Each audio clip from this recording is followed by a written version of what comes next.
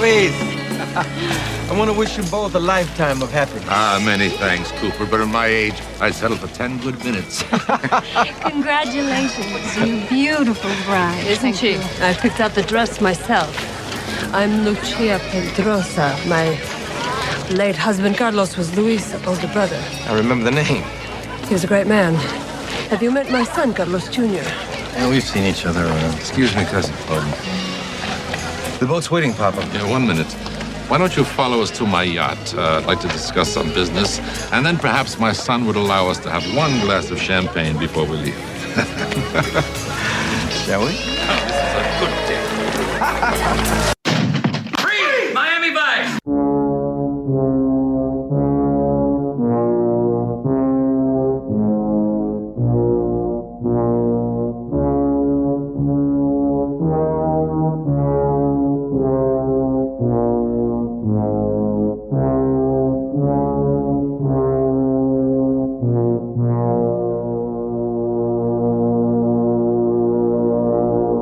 Welcome to the Vice of Miami podcast. I'm your host, Mark, alongside my co-host, Tim, and we're thrilled to take you on a journey through the iconic 80s TV series, Miami Vice.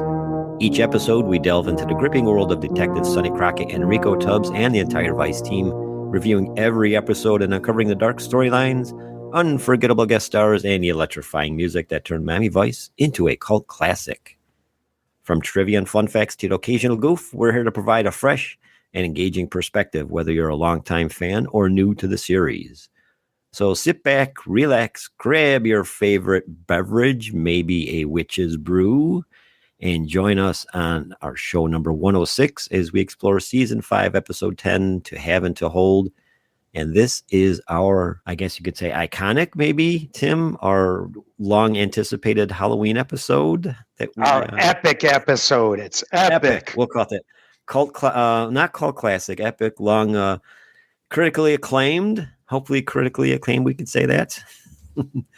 So we're going to kind of tweak this a little bit. We're not going to do everything we typically do because our pre-recorded Halloween episode, Halloween radio play, will be it's a little bit lengthy, longer than we typically have done, right, Tim? Yes, it is.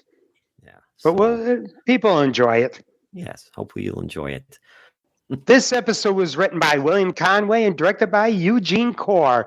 The original air date was February 10th, 1989, and it is the 100th episode overall in the series with a production code of 63913-10. And the plot is Tubbs falls for the widow of a murdered drug lord while Crockett helps his son work through his remarried mother's pregnancy.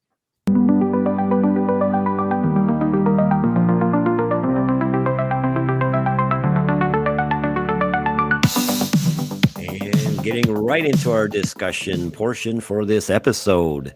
We open up to a wedding of crime boss Luis Pedrosa and his arranged bride Maria, while we have undercover detectives Cooper and Gina. She didn't have an undercover name, did she, Tim? It was just Gina, right? No, right. She did not have an undercover name. Just Gina. So Cooper and Gina were there. They were members of the audience, and as well as members. They meet members of the Pedrosa family, including Luis's son, Ramon, and sister-in-law, Lucia. After the ceremony, Louis, should we call him Louis? Was he Louis or Louis? I think it was Louis. Louis. After a ceremony here, Louis plans to meet them aboard his yacht to discuss some plans. But before he can, an armored recreational vehicle of masked gunmen ambushes the wedding motorcade as they're motoring along, and they slaughter his men and fatally shooting Louis in his bride's arms. I think he was still in the limo, and they just opened fire. Yep. Not a good so now start. we're in not a good start for the Pedrosa family, that's for sure. Nope. So now at OCB, and the team debates whether the hit on Luis Pedrosa signals an internal power struggle between Ramon, Lucia, or an outside rival. Bill Castillo suspects the rival DeMarco family, who previously killed Lucia's husband. The ballistics reports reveals the weapons came from South America, suggesting a different source. Steele assigns a team to investigate further and has Tubbs stay close to the Pedrosa family. Crockett gets a call from Caroline about Billy acting up at school, and she asks him to come and help out with this. Crockett starts to give an excuse why he can't, but he stops in his tracks and says, "Of course, I'll be right there." He has a quick heart-to-heart with Castillo, who approves his time off. And even Castillo said, give Billy a hug for me. So Yes, he did. Castillo was in track with Crockett. This isn't Crockett just wanting to go play games or whatever. So he had stuff to take care of. So now we're at Caroline's house where Crockett flew up there. And do you remember where she went? They went out of state, right? Was it like Georgia or something like that? Or was it Florida at least? I don't remember. You know what? It might have been. We'd have to look it up. But I thought for some reason Pensacola rings a bell, but okay. I'm not exactly sure. Even if it was Northern Florida, from Miami, a flight would be better anyways. So Crockett goes up there, visits his ex-wife Carolyn, and he's surprised to learn that she is pregnant with a son. Whoa, something she hadn't told him on the phone. Surprise, surprise. And if you notice when she was talking to him on the phone, they hid the pregnancy at first. Yep. So they're not starting to discuss their kid Billy's recent behavior at school. Obviously, he's acting out here because, he's going to be second fiddle now to this new child.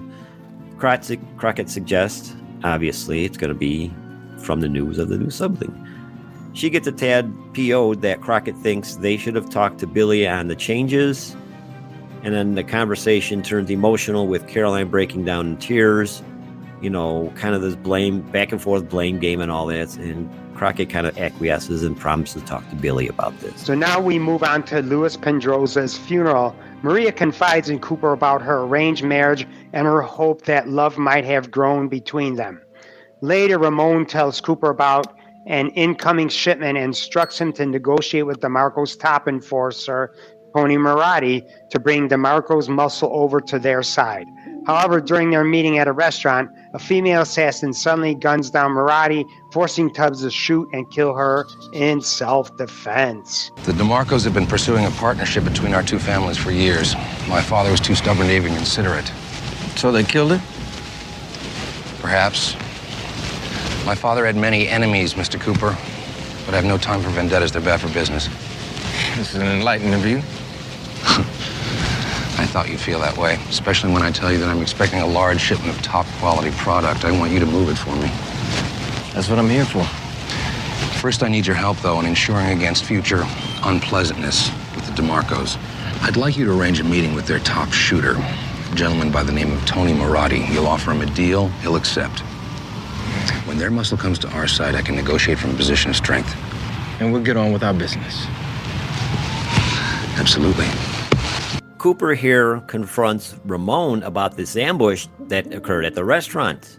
But Ramon insists a truce with DeMarco has been made and still wants Cooper/Tubbs to handle an upcoming shipment, offering him a $100,000 bonus and inviting him to a celebration. Meanwhile, at Caroline's, Crockett talks with his son Billy, who obviously, and rightfully so, feels ignored by his mother and stepfather and wants to go live with Crockett. Though Crockett is all for this, he wants to have him there. He explains that his dangerous work makes it impossible. It's pretty much why they moved anyways, because of his line of work.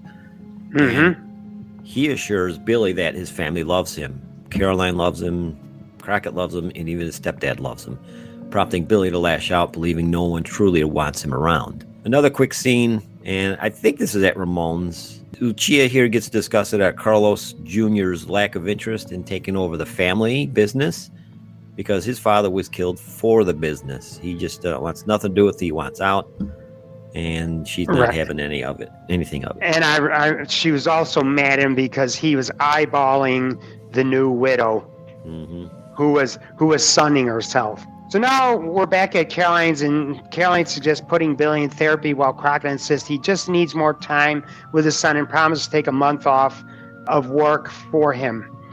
And then at the Pedrosa party, Tubbs and Maria talk as DeMarco arrives, enraging a drunken Lucia, who lashes out over her husband's killer being welcome.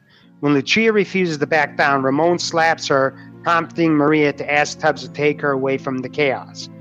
Back at Caroline's, Caroline and Crockett reminisce fondly about Billy's childhood until they get a call from his school saying he was in a fight and ran away. Crockett finds Billy at a movie theater watching Frankenstein, where Billy admits he hates that his mom and stepdad are having a baby. Crockett tries to reassure him, sharing a story about his own brother, Jake's loyalty, but Billy insists it's different since his new brother won't share both parents. Crockett gently urges Billy to be kind to his mother, reminding him she's... So now back at Ramon's party, but later at night, Maria opens up to Cooper about her childhood dreams of city life and fond memories of listening to her father sing Pavarotti. The two share a moment and nearly kiss before Maria pulls away, confessing her unwanted feelings for him and saying goodnight. Moments later, a scream echoes through the house. Lucia's been found dead. I think she allegedly fell off a balcony or something like that. Mm-hmm. Enraged, her son Carlos Jr. attacks Ramon, accusing him of murdering his own mother and vowing revenge. So back at OCB here, Tubbs is briefing the team on an incoming 50-key drug shipment and shares Maria's suspicion that Ramon had Luis killed to seize control of the family, which all the pieces have fallen into place to make it so. Gina confirms that the DeMarcos weren't behind the hit, leading Castillo to plan Ramon's arrest after the pickup. Tubbs, however, insists on staying close to Maria, believing she may be the next target as Luis's heir. Castillo warns him not to get personally involved, and I think even asks, "Are you getting involved?" And Tubbs is like, "No, I'm not. No, nothing's going on." He kind of giggles, and that's that. Lewis is dead, and he moved right on in. The corpse isn't even cold yet. Not even. Barely in the ground. During the drug deal, Cooper and Ramon are ambushed by gunmen who destroy the cash and drugs, leaving Cooper wounded and the two barely escaping. As Ramon swears revenge on DeMarco, Maria tends to Cooper's injury, and despite his pleas for her to leave for her own safety, she refuses, insisting she will not go without him. The two make love, and afterward, Cooper leaves to a secure, safe place for her. Once he's gone, Maria manipulates Carlos Jr. into confronting Ramon, leading Carlos Jr. to shoot Ramon when he reaches for his gun. Maria then coldly kills Carlos Jr. herself, declaring she did it because he was a Pendrosa. Here, you do this. No, you do it. No, you do it. I'm going to do it. Do my dirty work for me. Mr. Cooper, it's good to see you, my friend. I brought some friends of my own. It's a down payment.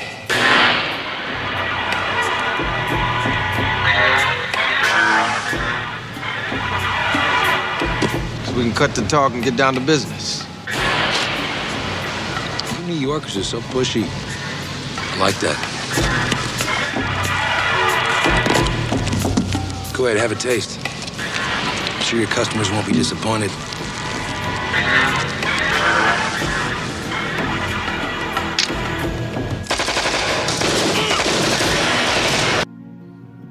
And a shootout at the OK Corral. So now we're at the morgue, and the team discover that one of the dead shooters has a scorpion tattoo, marking him as a member of the Colombian assassin gang, the Escorbanistas. Escorpionistas. Tubbs realizes Maria is in greater danger if the gang is targeting the Pendrosas. Castillo learns from the autopsy reports that the same weapon was used in both Tubbs's and Lewis's shooting, casting doubt on the DeMarco's involvement. Later on, Castillo confronts Guerrero, who's at a cafe eating, about arranging Maria and Lewis's marriage. Guerrero reveals that Maria herself is an Escorpionista. She's one of them. And her family used their influence to make the marriage happen. So Guerrero is, I guess you could say, kind of clean, maybe. How is it that... Well, wait, we might not have got to that yet. Keep going. So now, back at Caroline's up in northern Florida, or wherever she lives now, Crockett tells Billy about keeping him for a month, cruising the Keys, fishing, and other father-son things, and Billy promises he will work to be better to his parents, his mom and stepdad at least. And I would have to guess by inclusion, his new soon-to-be brother. Right. And in this particular scene, Crockett does mention he wants Billy again to be better, and it wasn't that he's going to take him right then and there, but in the future. Sometime in the future, he didn't say what month, but it's supposedly going to happen. So now Cooper visits Maria to get her to safety, claiming he knows who's killing the Pedrosas. Maria confesses her love for him, but Cooper notices the Escorpionista tattoo on her neck and demands the truth. She reveals that the Pedrosas murdered her and tortured her parents when she was a child, and she married into the family to take revenge. While her feelings for Louis were fake, her love for Cooper was real. Suddenly, Maria's brothers burst in, intent on killing Cooper for alerting the police. Castillo arrives, and together they kill the brothers, but Maria is fatally shot in the crossfire and dies in Tubbs' arms. So now, finally, on the St. Vitus dance, everything's all done. The dust is settled. Crockett and Tubbs, they're fishing. Tubbs is regretting getting involved with Maria. Before I get further, it seems like they were both talking, but none of them were paying attention to each other. They were just saying the things that happened, and they were kind of just bouncing off each other. At least that's what They were thought. thinking out loud, yeah. Exactly, thinking out loud. They weren't communicating. They were talking, they weren't communicating. So Tubbs is regretting getting involved with Maria, while on the other hand, Crockett reflects on his ex Caroline and her new baby, calling her the run that got away. And then Tubbs describes the kind of woman he hopes to find someday. And then both men, they finally communicate, and they dismiss the idea of ever having a normal life and laugh as the episode ends. I kept telling myself not to get involved. But there was something about her. Maybe it was me. I'm just tired of losing people, Sonny. Yeah, man. I know what you mean. Caroline and Bob are having a baby. It's been nice for them. Just can't keep from thinking. That's the one that got away. I know what I'm gonna do. I'm gonna find me a straight woman, one that's not connected with the business, doesn't have a career either. Somebody who will love me with all her heart. Yeah. Have babies. White picket fence. Winnebago. Weenie roast.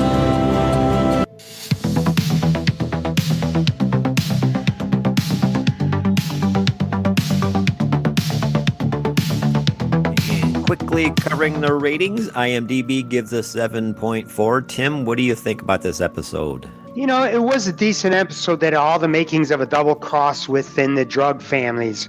Young bride gets married only to have her husband killed moments later. Then the rest of the Pedrosa family starts falling like flies. We learn that the new widow, who Tubbs moved in on real quickly after lying to Marty that he was not involved, inserted herself in the family as part of the Scorpionista clan from Columbia to exact revenge on the Pedrosa for torturing and killing her parents when she was a young child. Meanwhile, in another plot, Sonny pays a visit to Caroline and Billy because Billy is acting out. Sonny arrives to learn that Caroline is pregnant, which is definitely the source of Billy's anger. Sonny promises to spend a month with him in the future, but Billy has to learn to be more accepting of his future brother. One thing we learn is that Sonny had an older brother named Jake. From my recollection, this is the first time he mentioned him in almost 5 seasons of Vice. I'm wondering if this might have been better if the two plots were done as separate episodes, but either way, the revenge aspect made this episode. Didn't we see that Crockett had a cousin, maybe in season 2? Someone showed up, I think it was a cousin or something like that. Yeah, it could have been. We've done so many so far, it's hard to remember them all. Exactly. I like this. Good episode, albeit kind of predictable. I think we already saw a family takeover at least once in the series, and yeah, we did, kind of. Season 5, Episode 1, when Sonny was Burnett in Hostile Takeover. Sonny was fanning the flames of family strife within the Carrera family, kind of like, bidding each family member against each other. And then sort of in Season 2, Episode 22 with Orlando Calderon, when Angelina was blown up in the car. Anyway, good story, good characters, some double crossing going on, obviously, and then definitely Tubbs getting in a little deeper than he wished. And we also see the last of Billy and Caroline forever in this episode. I thought Crockett was taking him for a month to mend the dad-son relationship, but from what we read in the facts of Miami Vice, nope. Anyways, okay episode, but not great, but definitely not a bummer. No. It was what it was. Right. And like you said, it probably could have been 2 different stories. This definitely could have been one of those, Crockett has to go away from something. Well, obviously he did from this thing, but it would have been standalone, him hanging out with his son, kind of set things straight with the stepdad and stuff. So.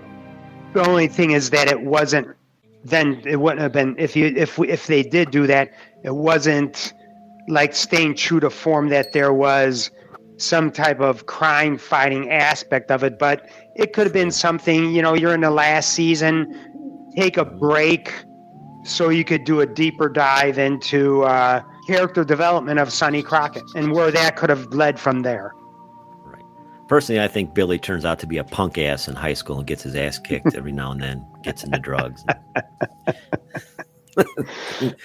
He's got angst at this age, for crying out loud. Jesus. Hopefully not for Billy's sake and Crockett's sake. Well, this is it. This is what we've been creating since I think late winter, Tim, when I first kind of brought this up to you. And yes, I did a couple of scripts and sent them your way and kind of said, pick which one you think is good. So yes, finding sound effects, and then we also get a couple of other podcasters involved, which I'll mention at the end.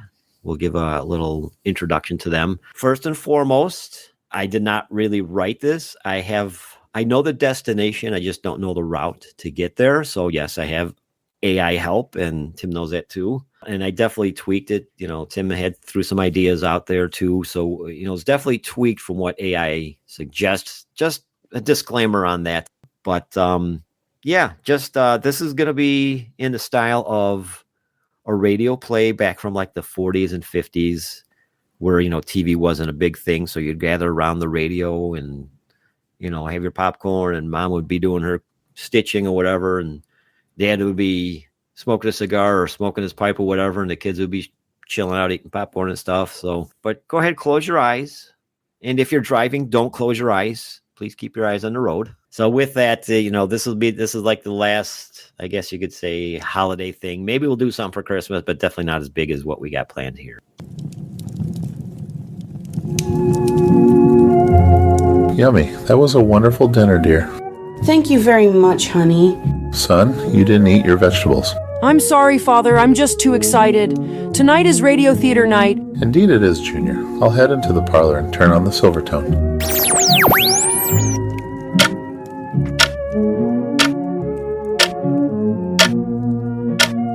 What seems like an eternity. It has got to be almost warmed up already, son. Let's join Dad in the parlor to see what's playing. There you guys are. Sit and get comfy. I was all set to see what shows are on this evening.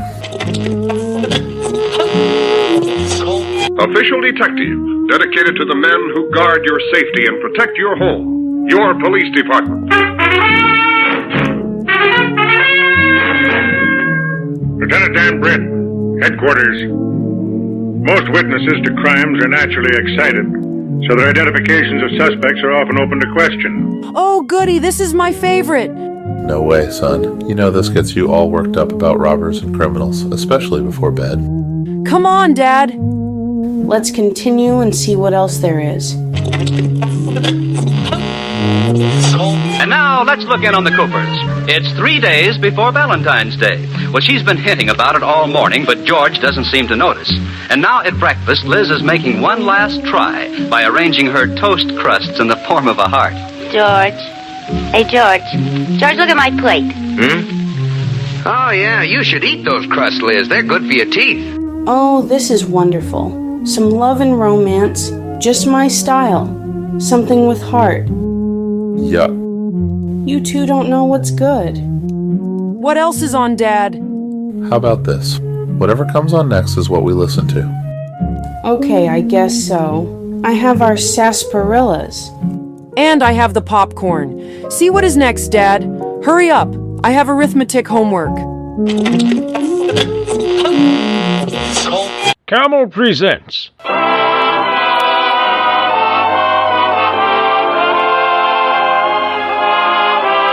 a special Halloween broadcast direct from the haunted heart of Miami's neon nights. Tonight, from the shadows of an abandoned bodega where whispers of old deals still echo, we bring you a tale of mystery, madness, and Miami Vice like you've never heard before. This is Crimson Mist, a Vice Halloween.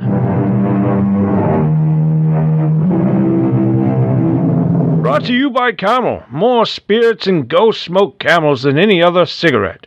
They agree with the 2 T's of Camel: taste and throat.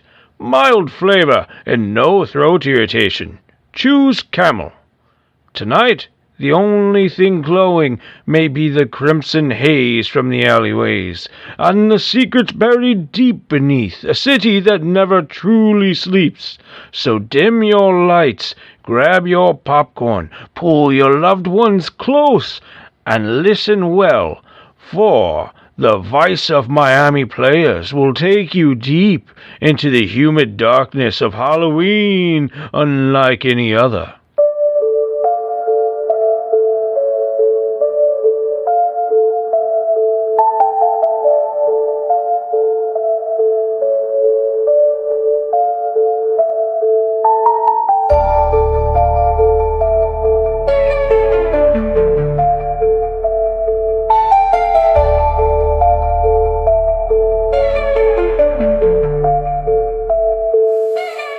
Halloween night. The ghosts of Miami stir. Not the Instagram kind, but the kind that whispers from storm drains and abandoned payphones. Neon glows soft and sickly on slick pavement. And beneath that glow, 3 podcasters gather on the steps of a building that once chased shadows and shotguns through downtown. The old OCB, now a condo, but still haunted, if not by spirits, then at least by syndicate nostalgia.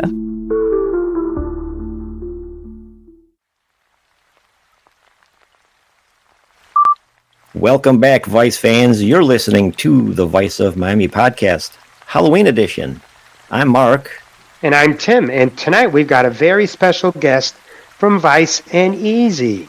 Hey all, Marina here, resident Vice superfan, ghost enthusiast, and unofficial keeper of Vice trivia. I wouldn't miss a spooky crossover for the world. Also, this weather? This is exactly the Miami Halloween mood. Wet, weird, and slightly cursed. We're standing outside the original OCB. Now, it's a high-end condo for people who think neon is vintage, supposedly haunted, but honestly, probably just haunted by bad wallpaper and fanboy myth. Speak for yourself, man. Legend says 2 drug lords died here during a shoot, and not the TV kind. We've got more stops planned too. The Skya Mansion, the Freedom Tower, and of course, the Deering Estate. Ghosts love historical tax credits.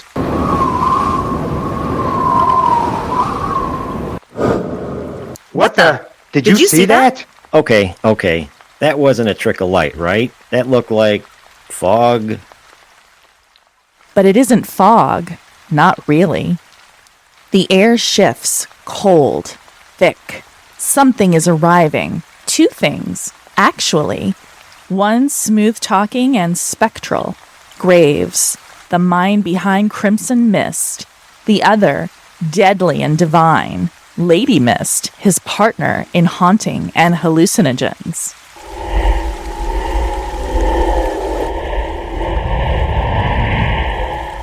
You trespass on sacred ground. The vice is ours now. Miami shall kneel once more. To the midnight formula. To Crimson Mist. All right. Great bit, you two. Creepy voices, cold air, nice prank. You guys got me. Ha ha, very funny. Mark, this isn't us. I don't do reverb effects. Just Celine Dion impressions. Anyway, can we go somewhere that serves cocktails? I vote Club Neon next. I want to see what the city still remembers about rhythm. And rum.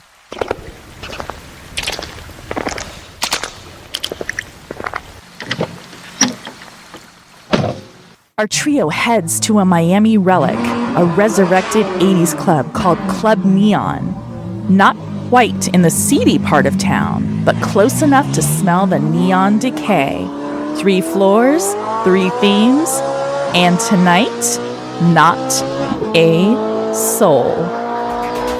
Okay. Everyone sees it, right? This place is bumping, lights on, music going, the fat beat's going, but nobody's here. Yeah, not even a bartender. And this is Saturday night. Marina? On the way over, I did some digging. Crimson Mist wasn't just a nickname. It was a real synthetic hallucinogen from the 80s. Flashy, unstable, and wildly illegal. DEA scrubbed it after a few incidents. But here's the kicker. It wasn't made to sell. It was made to control. Control what, exactly? Like, mood? Are we talking full-on psychic mind control?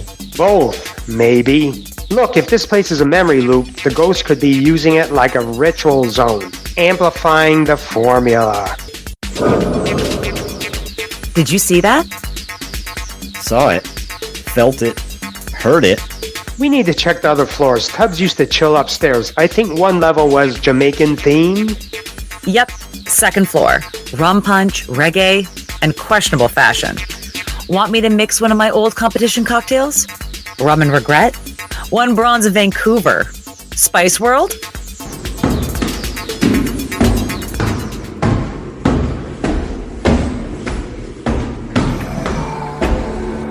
Yeah, man. I'm feeling the vibes here. I man. Never do that again. Okay, nothing here either. Just mannequins? Was Evan here?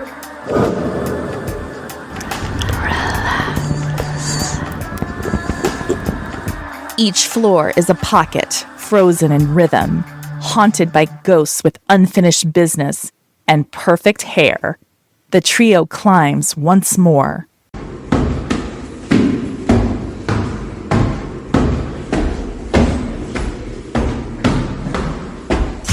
Now this is my vibe. Old WGCI style house music, WBMX, fat beats, dog. Focus, Mark. We've got company. They're gone again, slipping between memories. But look, something's left behind. An old tape recorder. Let's see what secrets the mixtape holds. They thought they buried us, but the soul of Miami is easy to infect. Every light, every beat, every vice will carry us back. 1 hit, 1 flash of light. We control the rhythm. We are the rhythm. That wasn't on the playlist. That confirms it. They're not just haunting. They're rebuilding their empire. Through memory, sound, and frequency. We need to cut them off before they hit the next landmark. Then we follow the path of vice. Where would I go if I were a ghost drug lord with a flair for drama? Bayside Marina. Exactly. Right near the SVD. Buckle up. We're not done yet.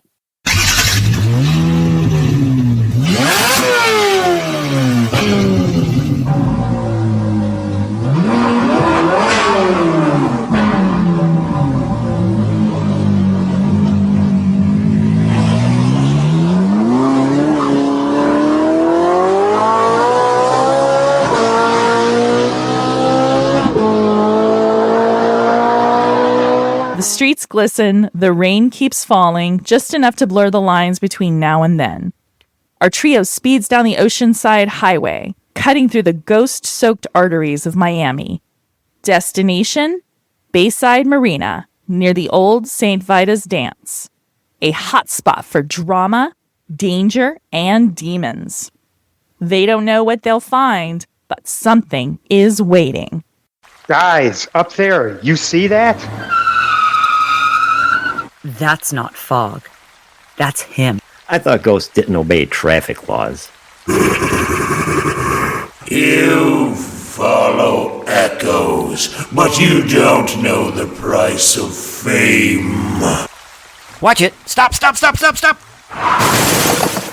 Time stutters. For a moment, everything is still. Even the rain pauses. Then, movement. That felt real, like really real. Everyone okay? I'm good. But that wasn't a scare tactic. They're hurting us. Every location they hit, it's like they're staging a ritual, beat by beat. Yeah, but how are we supposed to fight ghost DJs? What's next? Exercising the VIP lounge? No, think bigger. Think weirder. Izzy's. The car, previously totaled, sits pristine. Just one of the many production miracles. No questions asked, our podcasters race off towards one of the strangest stops in Vice history. Izzy Moreno's old apartment.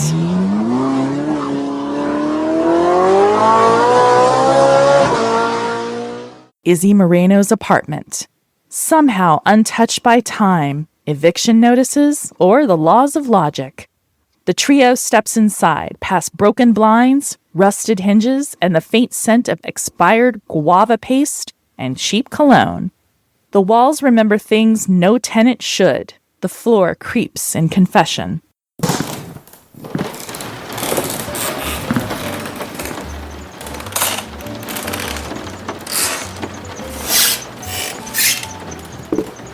Still standing.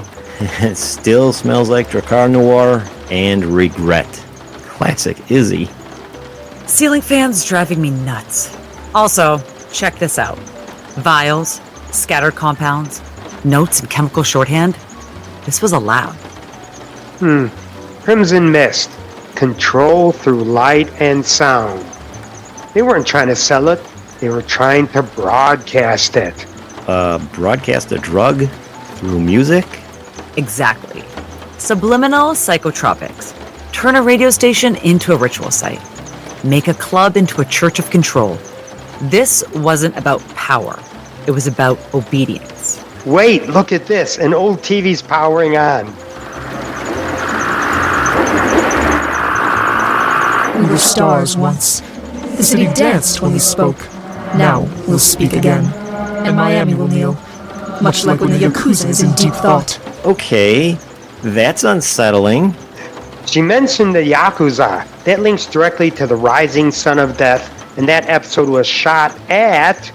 Vizcaya Mansion. Let's roll. I'm not letting a pair of undead drug lords remix my city. The ghosts are moving fast, but the podcasters move faster.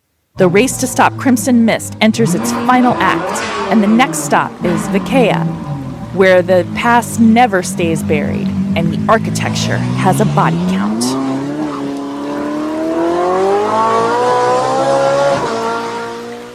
South of the city sits Vizcaya Mansion, a jewel of old-world opulence and a former Miami Vice filming location, brawling with history. But tonight, it's no longer a backdrop. It's the stage for a ritual nearly complete. As the trio arrives, the line between memory and magic dissolves like sugar in cafecito. Yep, that's not just fog. That's orchestrated fog. Who's the lighting tech on this ghost show? Graves and Lady Mist are here. I can sense it. They're not just haunting Vizcaya. They're using it to finish the Crimson Mist broadcast. They're tuning the environment like an instrument. The mist, the architecture, the reverb. They're using ritual sound tech. This isn't paranormal. It's psychoacoustic warfare. Man, I just wanted to talk about Tubbs' jackets.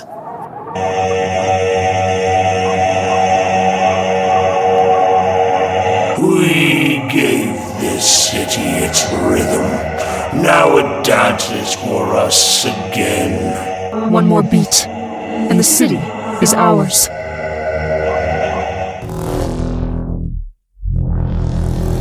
They're freezing the city. Crimson mist isn't a drug, it's a frequency. It scrambles perception, locks people in nostalgia loops. It's hypnotic. If they finish the ritual, everyone in Miami will fall under their spell. Clubs, cars, cafes, everyone. Okay, we're not letting them remix reality. Marina, don't dance. Don't even nod to the beat. Here, use this.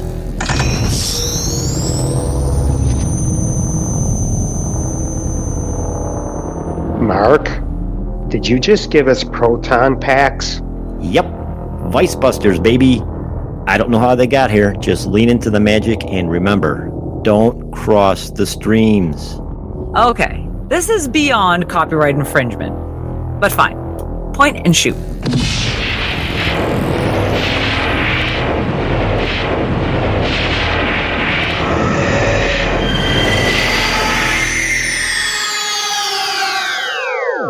You dance, but you don't understand the steps to freedom. You can't cancel us. We have freedom.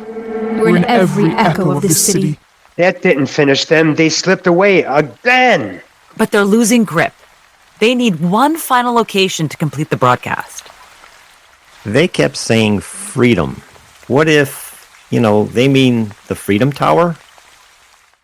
Yes, that has emotional weight. Immigrant legacy, cultural memory. A perfect place to anchor Crimson Mist. And if they go full broadcast from there, game over. Then let's get moving. But I'm not driving again. That crash felt real. You got connections?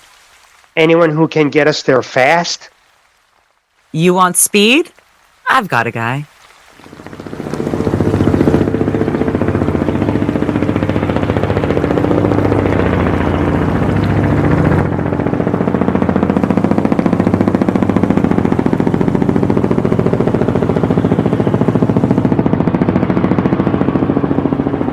A sweet-ass helicopter cuts across Miami's skyline. The rain's lighter now, like the city itself is holding its breath. Below, memories. Above, mission. The trio flies, fast and low, toward Freedom Tower, the final stage in a ghost-porn plot decades in the making. There it is, Freedom Tower, lit up like it's still 1985. Feels wrong. That place used to be a lighthouse for hope. Now, it looks like a synthwave cathedral. And not in a good way. I called in a favor. I knew we needed speed, and possibly air support. This guy used to fly crates for a Vice pilot shoot. Let's just say he still owes me a bottle of Havana Club. We're flying into a ritual site. Crimson Mist is almost fully synthesized. If they pump it through that tower, it'll hijack every broadcast, every screen, every heartbeat synced to that frequency. It's ghost radio. If they press play, it's Miami the Remix. Everyone becomes background dancers in a dead drug lord's fever dream. We've got one shot. If we can disrupt the signal, or destroy the last recording, we might sever the ghost link for good. The tower looms, built to remember, now twisted to rewrite. A beacon of freedom turned transmitter for control. Crimson light pulses like breath, waiting to drown the city in nostalgia, noise, and nightmare. Move fast, in and out, disrupt the signal, burn the tape if we have to. Oh man, let me see. Don't let me drop this thing. I still don't know how this thing works. Point it away from your face, Mark. That's step one. Nothing's here. What the heck? All right. What's going on? Can't we catch a break? Where do some good episodes end? The Deering Estate. With the Freedom Tower cleared and the ghosts scattered, for now, the trio races towards the southern edge of the city, the Deering Estate, one of Miami's most iconic filming locations. But tonight, it's no longer just scenic waterfront and coral rock walls. It's the end game.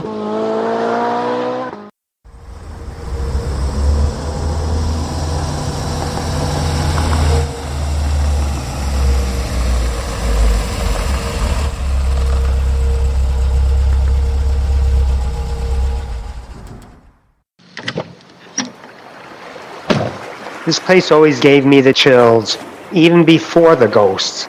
Yeah, weirdly peaceful. Almost too peaceful. Don't get comfortable. They're here. Graves, Lady Mist, and the broadcast rig. The ghosts stand at the shoreline, tape spinning, light pulsing. Crimson mist ready to transmit citywide, carried by echoes of music and memory. We built this city. Every vice, every beat, every beautiful lie. You tried to bury us, but the music always comes back. You're right. The city does come back. Just not to you.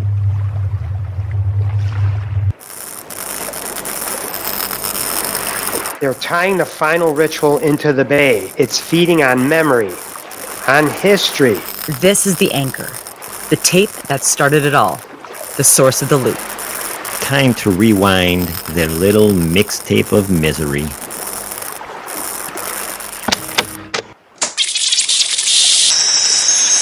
You don't get it. We are Miami. And Miami never forgets its legends.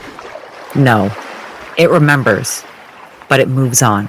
Mark, cue the Castillo stab. With pleasure.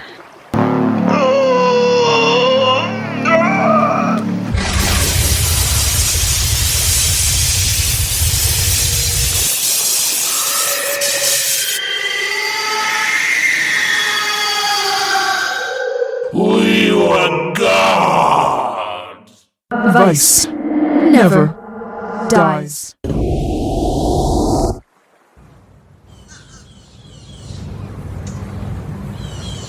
Just like that.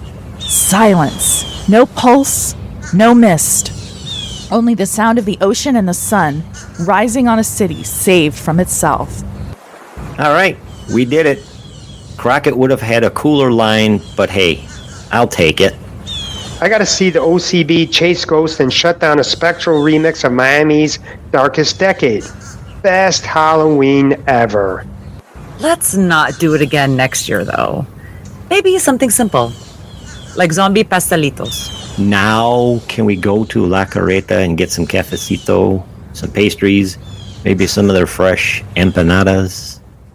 The crew head to La Carreta on Calle Ocho and enjoy some drinks and snacks, taking in all that has happened and all that won't happen.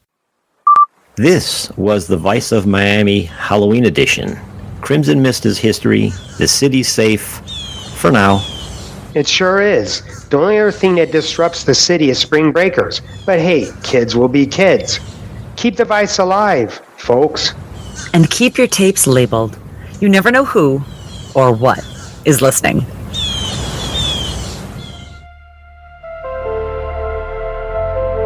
And so ends another story in the strange, sweaty mythos of Miami. A city of ghosts, glamour, and grooves that don't die quietly. Stay vigilant, stay weird, and as always, stay manic.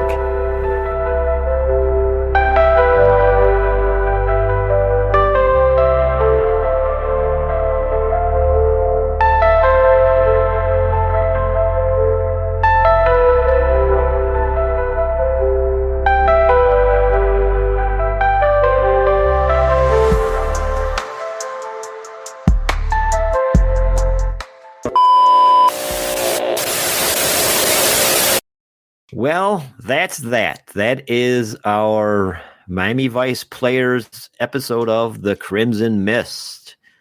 I definitely hope you enjoyed it.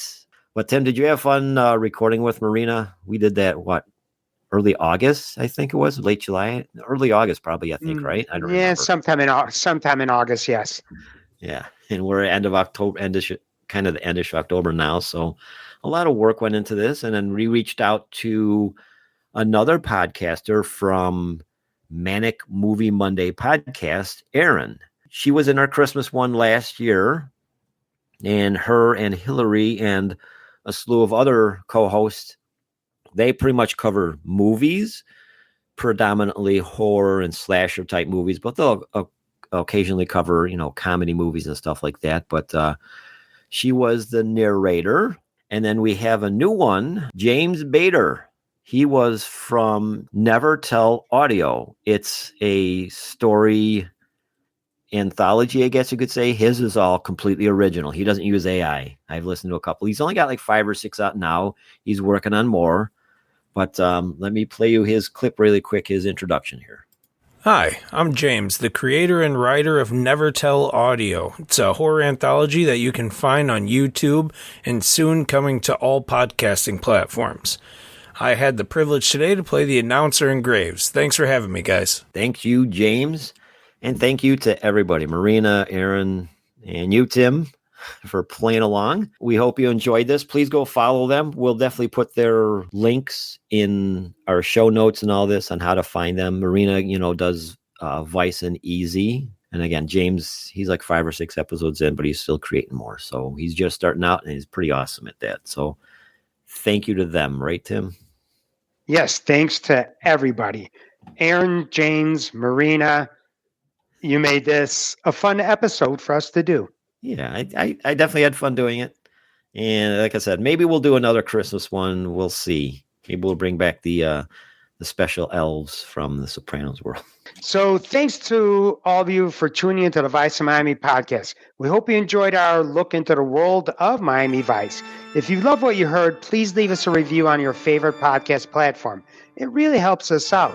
Don't forget to follow us on social media for updates and more Miami Vice goodness. You can find us on YouTube, Instagram, and Facebook at the Vice of Miami podcast. Our next episode, number 107, which covers episode 11, Miami Squeeze. Until next time, stay stylish and keep the Vice alive. Now, Happy Halloween!